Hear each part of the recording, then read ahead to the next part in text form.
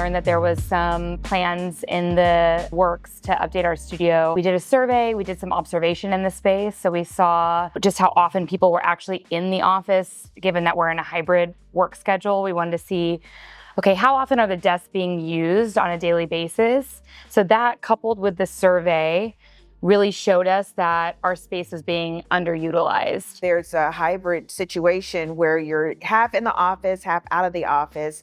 A lot of people like the comforts of their home. So just being able to bring some of that into the space and make it a little bit more warm and inviting. So when you come in, you can either go to a desk where you'll have more heads down focus time of work, or you're able to sit at some of the open tables where you can work and collab at the same time. We're fostering 100% free address, so we do not have assigned seating. We had several of us that went back and said, what can we do based on how we work?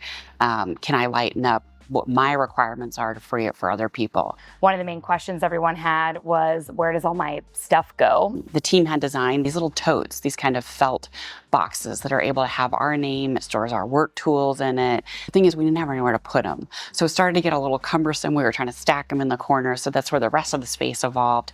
We now have these cubbies behind me that we can go in. There's room for growth. And it just allows people to still have their personal items in an unassigned work environment. Another item we incorporated was a phone booth. So I'm excited to see how that gets used. After the pandemic, when people were working at home, something I had read that was they came back to work and you're a little bit more sensitive to the distraction around you. So the phone booth was an easy add. Some of the other settings are more focused around collaboration, because that was the number one thing that we heard in the survey from our people, was not having those places for that informal kind of impromptu team collaboration. We're definitely considering our space kind of like a living lab, where we're going to be testing out different work settings, seeing what works, seeing what doesn't. That more welcoming, inviting feel, it really expresses, I think, more of our personality than it was previously.